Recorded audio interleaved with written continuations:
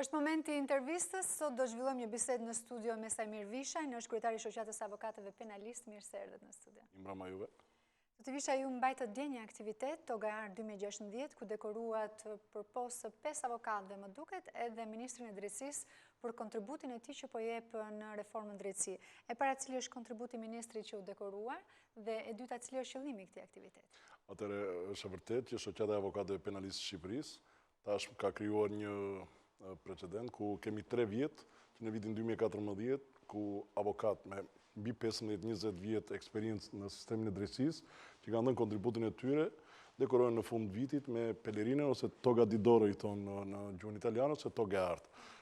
Dje kemi dekoruar 4 avokat, kurse një avokat Luan Gjoveli i Vlorës mbas vdekjes, kurse avokatët Eni Kungli, Fortuzi, Shaqe Marinaj, Nasibi Gaxholli, pastaj Cakaj, të cilët e meritonin togën art, se kanë 25 vite që japi kontributin e tyre në sistemin e drejtësisë, dhe unë i përshëndes që këte, meritonin duke qenë një votim i hapur i gjithë antarësisë shoqatës së avokatëve penalistë, pasi kemi mbi 1000 antar, të shtrirë nga Tropoja deri në Sarandë, të cilët votuan në mënyrë të hapur, çdo antar një votë dhe u përzgjollën.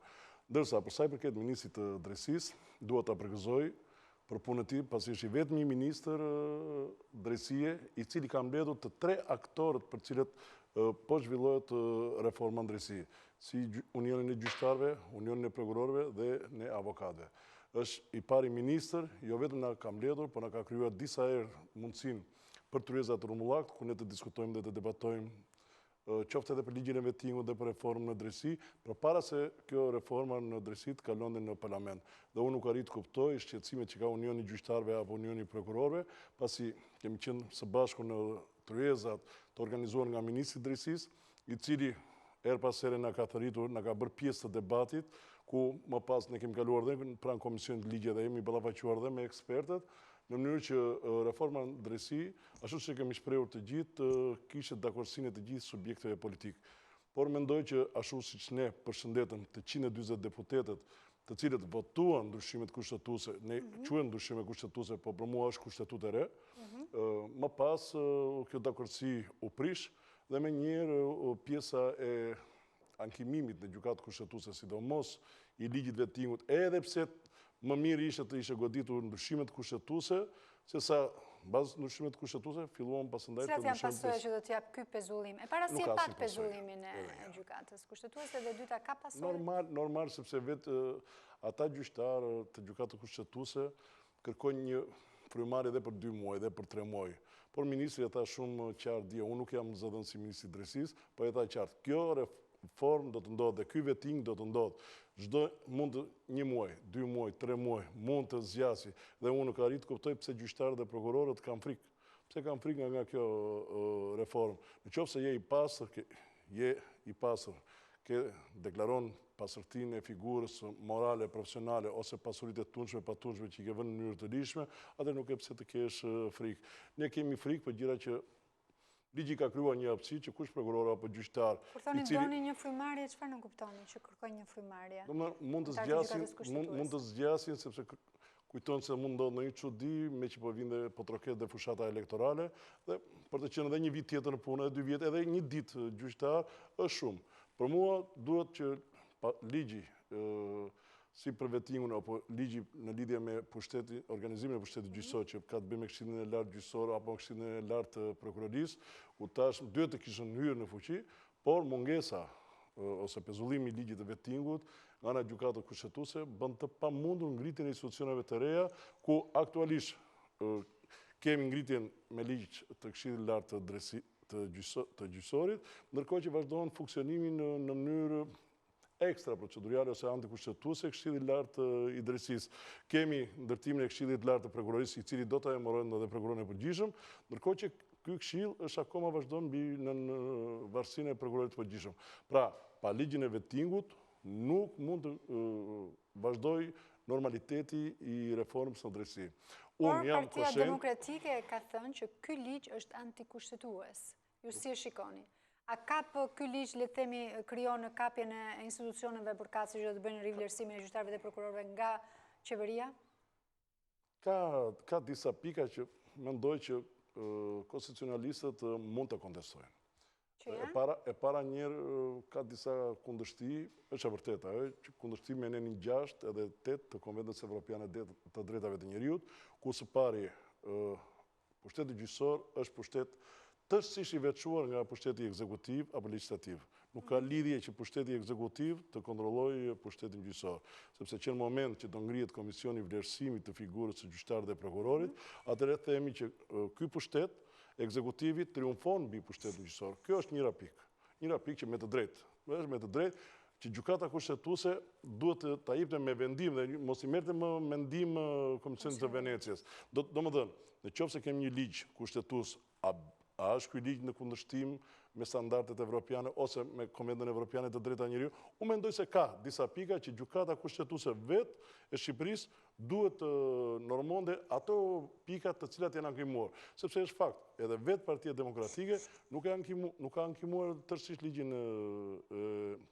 për vetimin. Por, mendoj 5-6 pikat të tij që janë vërtet të diskutueshme. Është e diskutueshme edhe momenti që në Komisionin e Vlerësimit a do të ketë persona nga Shish apo është SHGB-ja, që është tërësisht anormale dhe antikushtetuese, apo Komisioni i Vlerësimit, që përbet nga 12 anëtar, si shkallë e parë, Komisioni i Vlerësimit apo i rivlerësimit. Ky komision do të ketë edhe një vendimarrje nga ana e të huajt. Kush na garanton ne që këta të huaj janë tërësisht të pastër? Domethënë, edhe e dyta, këta të huajt që do kontrollojnë personat të cilat do marrin pjesë në komisionin e vettingut. Kush i ka zgjedhur? Sepse në Shqipëri dihet që nuk vinë ajka, nuk vinë më të huajt të cilët janë vërtet më të kulluarit ose të pastër. Edhe ata do mbajnë pak a shumë, qoftë nga opozita që mund të vinë në pozitë nesër, apo nga kjo pozitë që mund të rimarë përsëri pushteti.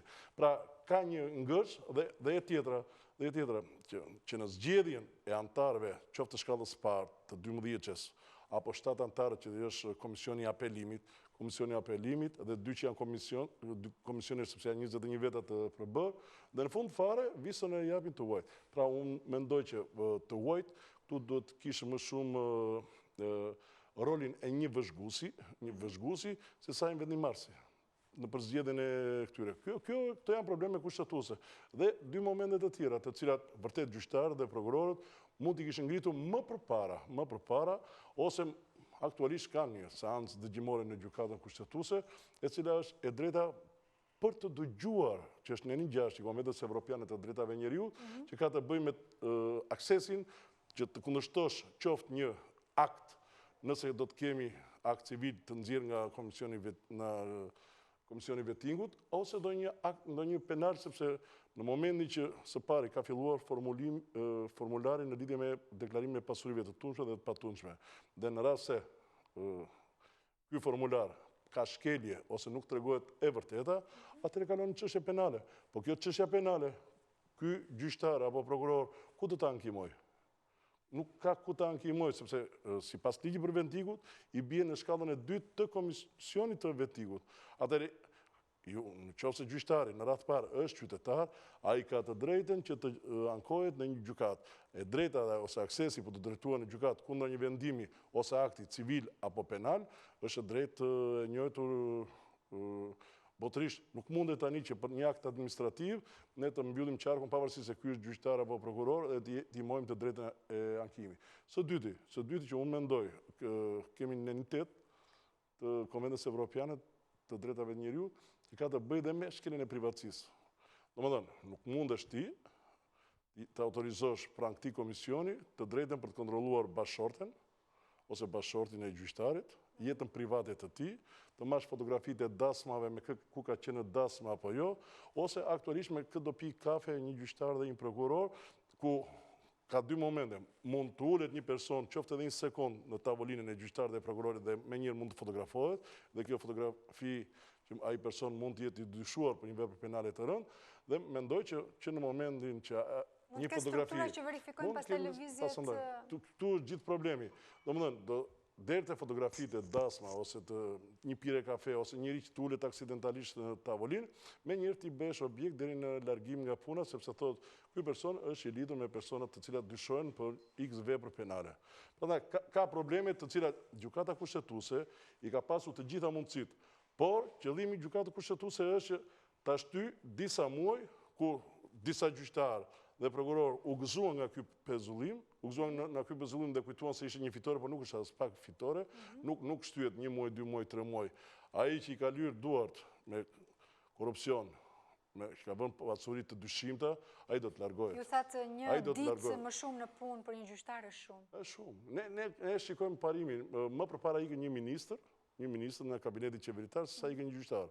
Koha ka treguar që të gjithë gjyqtarët që janë larguar e kanë ankimuar në Kolegjet e Bashkuar të Gjykatës së Lartë dhe janë rikthyer përsëri në punë. Pra janë një pakicë e vogël atyre gjyqtarëve të cilët pavarësisht se unë po ju them një fakt që është rënditës që ne në muajin tetor, pa u pezulluar ligji për vetikun, ne nuk kemi bërë asnjë seancë gjyqësore, sepse gjithë gjyqtarët vraponin për të gjetur letra madje edhe të panevojshme për të plotësuar formularin pranë. Gjithë problemi qëndron në faktin që gjyqtarët kanë pas një bashkëpunim të ngushtë me politikën dhe pikërisht te kjo pikë ligji i vetingut thot, pra u jep mundësinë këtyre gjyqtarëve që nëse nuk i nënshtrohen procesit të rivlerësimit, ata mund të japin dorëheqjen, të largohen pra nga detyrat dhe ndërkohë të marrin një pension të mirë. Por ku është këtu ndëshkimi?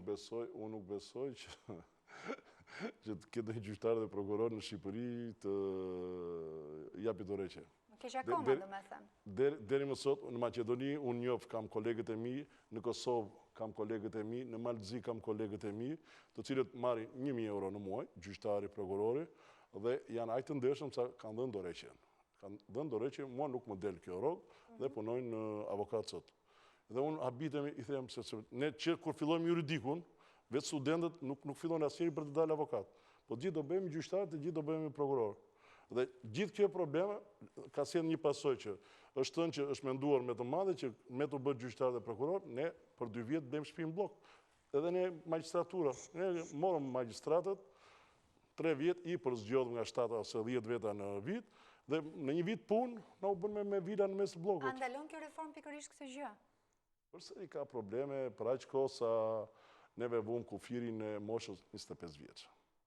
25 vjeç për të bërë gjyqtar, nuk do të në asnjë vend të botës, për të jesh profesionalisht dhe i qetë të marrësh një vendim. Nuk është e lehtë, edhe gjykatësi nuk e ka të lehtë të japi burgim përjetshëm 35 vjet, ose të sekuestrojë një pasuri 10 milion euro, 20 milion euro të vëna në vepra penale që rrjedhin nga një produkt krimi. Ndërkohë që vetë gjyqtari nuk e ka të lehtë vetë gjyqtari, sepse edhe gjyqtari jetonin në shoqëror. Edhe gjyqtari ka një rrogë minimale që vetë gjyqtarë nuk kujtohen për veten e tyre që marrin 600 lekë dhe 1 milion lekë. Gjithë kjo situatë ka ardhur nga rroga minimale që kanë ose ulët që kanë gjyqtarët? Nga sistemi. Unë mendoj që qytetari ishte ai i pari i cili ushtroi presion dhe për një vendim të drejtë, dhe për një vendim pa drejtë të pagonte gjyqtarët dhe prokurorin. Pikërisht, duke u varfëruar ky qytetar që po e kërkon në drejtësi. Pra, në njëra anë, ta që mësuan të trokitën në derën e gjyqtarëve dhe prokurorëve të drejtën se pa drejtësinë para, këta janë ata të cilët qytetarë që presim. Ashtu që presim dhe ne avokatët. Dhe ne avokatët jemi në një pozicion ku mendojmë që këtë vit që po vazhdon rriti i reformës së drejtësisë, ka shumë gjyqtarë të cilët kërkojnë të bëjnë të ndershme, po duke rritur artificialisht dhe masat e dënimit. Ne çështja bota mund të japi 50-60 vendime fajësi, kurse 40% një pa fajësi. Gjykatat tona kanë harruar të japin pa fajësi. Pse? Nuk të heq njëri nga puna, po dënove njëri në mënyrë të padrejtë. Sot burgjet kemi mbi 6.000 dhe ka shumë qartë të dje. Ka një vite në post, dhe për dënimit alternativ, as shpyrje elektronike që provës, por dhe për dënim nësë në burg. Ndërton një dritare ose ndëron qatin. Kemi individin e dobët. Nuk kemi në një shtetë të pare si do të mos a është direkt një njeriu i vërtet ja presë por rendi dori ngrofi dori elemente të tjera po një llam do t'ja lësh po ti me krye familjarin nuk pa bën sot burgjet i teori si janë atë ka bërë çoj bashkëta bashkë sot 1.000 veta të cilat para burgimit ditur që para burgimit një ditë ashtu shumë muaj ndonjë polici burg 100 ai gardian që ruan merr ditë kur një para burgosu edhe para burgim mund ta kryejë në kushte të pis ta rrezë qyr elektronike me njëri në 25 masa kërkon prokuroria në ditën e Tiranës në burg. Dhe gjykatat aktualisht duke i gjitha këto edhe pse ka dhe ose mendimet që jep ministri dënime alternative. Nuk mundet një person pa rrezikshmëri shoqërore ta çojë në burg. Burgu është për një stres tepër për persona me një postim që keni bërë në shoqërore. Facebook keni thënë që do mblidhi një tryezë të përbashkët, Po, një tryezë Ministri Drejtësisë, zoti Manjani, ka hedhur idenë që javës tjetër urgjentisht do të kemi një tryezë formullak, Unioni Gjyqtarëve, Unioni Prokurorëve dhe Shoqata e Avokatëve Penalistë, ku do të idhet ideja në lidhje me paraburgimin, edhe me lidhje me dënimet alternative. Mendoj që ka ardhur koha edhe për një amnisti. Pse ka ardhur koha për amnisti? Kemi një rritje artificiale të numrit të dënuarve. Kemi persona si në paraburgim ose të dënuar, të cilat janë për vepra me rrezikshmëri të ulët shoqërore, ose kemi persona të cilët në 10 vite dënim, që kanë bërë 9, kanë bërë 8 vjetë, i kanë ngelu 1 vit, 2 vjetë. Prandaj u mendoj dhe i bëj thirrje gjithë politikanët që në rast për vit të ri të ketë një amnisti të përgjithshme. Italia para 3 vjetësh uli 3 vite poshtë, nuk na vjen e keqja nga një amnisti. Ne na vjen e keqja që po çojmë të rinj në burg dhe jo vetëm të realizohet qëllimi që është reintegrimi i tij ose edukimi i tij, ne atë person që e fusim në burg e bëjmë detyrimisht kriminal. Sepse mund të fusim një person i cili shkon prashit, atë ashashim edhe merr 10.000 lekë dhe ai mbaron lidhjen aty, nuk mund ta quash kriminal atë pa ish një allergji. Ne kemi persona të cilët intelektual ka bërë një mur rrethus të shtëpisë, edhe pse duhet leja, po ne kemi në burg për ndërtim pa le. Kemi një person i cili në gjendje të deur, drejton një automjet, ka dalë në dasma, ose ka dalë në një gëzim, ndërkohë që deja nuk sjell pasojë, sepse deja duhet të lidhur dhe me pasojë kriminale. Por ai është normal, sepse ndryshe një njeri që pi 2 goda, me një njeri që pi 3 goda, referoheni këtu edhe shtrëngimit të masave të marra kohët e fundit. Ndërkohë që kemi shumë persona që janë përdorues të lëndëve narkotike, të cilët lehtësisht mund t'i futësh në burg. Dhe kemi një boshllëk ose vakum ligjor, ku në nenin 283 Kodit Penal thuhet shprehimisht që ndalohet personat që janë përdorues në sasi të vogël, por që deri në këto momente nuk kemi përcaktuar sasinë dhe të gjithë ky boshllëk apo vakum vepron në mënyrë subjektive gjykata në masat e dënimit, si për 2 gram, për 3 gram, për 5 gram, që në botë nuk mund të imagjinohet një përdorues, mund të quhet kundërvajtje administrative në një sasi të vogël 5 gram apo 10 gram, varet edhe nga lloji i lëndës narkotike, kurse ne kemi për trafik të lëndës narkotike me 5 gram ashash që është skandal. Ky është problem që vetëm në Shqipëri ndodh, vetëm që në këto momente ky gjyqtar apo prokuror të quhet i ndershëm dhe ka futur në burg njerëz edhe që nuk e meritojnë. Cili është, le të themi, roli i avokatit, sepse deri tani flitet për gjyqtar të korruptuar, po avokat të korruptuar nuk ka? Shiko, unë po e u them që ne kemi dhe avokat që nuk kanë mbaruar shkollën e mesme. Kam blerë diploma dhe... Keni deklaruar që ka avokat që marrin para dhe gjyqtarët nuk dinë gjë. Çfarë do të thotë kjo? Atëre, një avokat që nuk është profesionist, unë jam profesionist, unë vata 25 vite dhe nuk mund t'i them palës që mje para për gjyqtarin për prokurorin. Gjithë avokatët kanë një shërbim, të cilët taksohen për atë lloj shërbimi. Kemi një tarif të cilat është mbi bazën e udhëzimit të përbashkët të Ministrit të Drejtësisë dhe kryetarit të dhomës së avokatisë. Kemi një listë çmimesh për të cilët në bazë të faturës me TVSH, ne ja kërkojmë pagesën qytetarit kur i afrojmë një shërbim. Po ka shumë avokatë të cilët në mungesë profesionalizmi, për të bërë dhe më të besueshëm të palës, i kërkojmë para palës në mënyrë që gjasme të japin gjyqtarë dhe prokuror, ndërkohë që shoqata e avokatëve penalistë në takime që ne kemi bërë, e kemi orientuar të gjithë avokatët që asnjëherë të mos flasin në emër të gjyqtarëve dhe prokurorët që të bëhen sekser. Ja ka shumë avokatë të cilët fitojnë gjyqet me sekserllëk. Ashtu siç kemi dhe avokatë, kemi një plead avokatët që na ka marruar La Sapienza në Shtetet Bashkuara të Amerikës dhe në Evropë, të cilët kanë një përgatitje shumë të mirë profesionale, nuk arrin dot fitojnë një gjyq. Edhe pse ata arrin me oratorinë e tyre, me mbështetjen qoftë në provueshmëri apo në ligje, nuk arrin dot të fitojnë një gjyq dhe janë shumë të zgënjur, edhe po largohen nga radhat e avokatisë vetëm për këtë lloj gjë.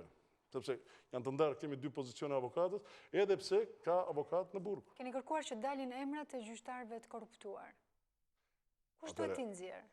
Nga kush duhet të dalin? Së pari, ne nuk mund të kërkojmë emrat e gjyqtarëve. Ne kemi thënë dhe ambasadës ose shteteve ambasadorit Lu, kur ka folur për gjyqtar, mos flasi për tërsinë e gjyqtarë dhe prokuror. Kemi gjyqtarë shumë të mirë. Ne kemi prokuror shumë të mirë. Ne kemi shumë të mirë gjyqtarë të ndershëm, të cilët janë ata që kanë dhënë vendime, kemi prokuror shumë të mirë, po kemi si në çdo fush, prandaj dhe pushteti gjyqësor sot po sulmohet sepse është në ndryshësinë e politikës. Pse ne në zyrat e regjistrimit pasurisë palushme nuk ka korrupsion, në komisionin e kthimit të pronave nuk ka, në zyrat e aluizmit nuk ka, në për ministrira nuk ka, po ka, po mbrojnë nga politika. Ndërsa ky gjyqtar i cili vihet në shënjesë të politikës, sa herë merr një procedim penal ku përflitet emri ministri apo ish ministër, menjëherë kanalizohet politikisht dhe menjëherë çështja e këtij pushohet. Do rihet të shkëputet sistemi i drejtësisë nga politika? Vështirë. Është e vështirë me këtë mentalitet, në qoftë se kjo reformë do të jetë reformë ndërim emrash, domethënë do heqim 200 gjyqtar apo prokuror për të vënë 200 gjyqtar apo prokuror sipas përçimit dhe fytyrës politikës, ne nuk kemi bërë asnjë gjë. Për aq kohë sa gjyqtarët ose kandidatët që nga antarët e Komisionit të vlerësimit dhe rivlerësimit për vettingun do t'i vendos politika dhe në pjesëtarët e tyre do t'jem të SHKB-a, shisha, ku ta di unë se që janë edhe ndërhyrja e avokatit popullit, mendoj që do t'jetë vonë. Koha do t'a tregoj, por ajo që ne dëshirojmë është që sa më shpejt gjykata kushtetuese të hapë dritën e jeshile që kjo reformë të fillojë në funksionimi. Edhe pse duhen vite për të arritur aty ku ne dëshirojmë. Nuk është se gjykata kushtetuese miratoi ligjin për vettingun dhe në janar ne do të kemi sukses. Dihet që vështirësi që do të ketë, do duhen mbas edhe 3 vjet, 2 vjet, 3 vite kohë, për të cilat reforma ndërsi do të japi frutet e para. Por mendoj që gabimi që kanë bërë në ligj që magjistratët do të jenë ata që do mbushin vakumin ose boshllëqet që do krijohen nga heqja e gjyqtarëve apo prokuror, mendoj që unë kam qenë gjithmonë partizan që në radhët e avokatisë kam me vërtet avokat shumë të ndershëm, avokat të cilët është ironi. Fryte mund të ketë zyrtar të lartë në burg? Patjetër, vetëm mos këtë kaluar kohë afati parashkrimit, sepse kemi një institucion në kodin penal, i cili është i materializuar që ka të bëjë me afatin parashkrimit të ndjekjes penale, kur kalon një kohë të caktuar nuk mund të fillojë çështje penale. Por besoj që për këto 4-5 vitet e fundit, për rastet e korrupsionit ose për ato dosje që është përfolur dhe prokuroria dhe gjykata kanë qenë të pafuqishëm për të quar deri në fund këtë çështje, besoj që reforma ndërsi do filloj pikërisht nga deputeti, nga ministri. Në qoftë se nuk fillon nga deputeti dhe ministri, atëherë ne do të merremi me ata që parashisin ashashit, kjo nuk kemi bërë asnjë gjë. Falenderoj që ishit në studio. Faleminderit dhe juve. Nderuar miq, kemi mbërritur në fund të këtij edicioni. Faleminderit që na ndoqët bashkë me Pafshi.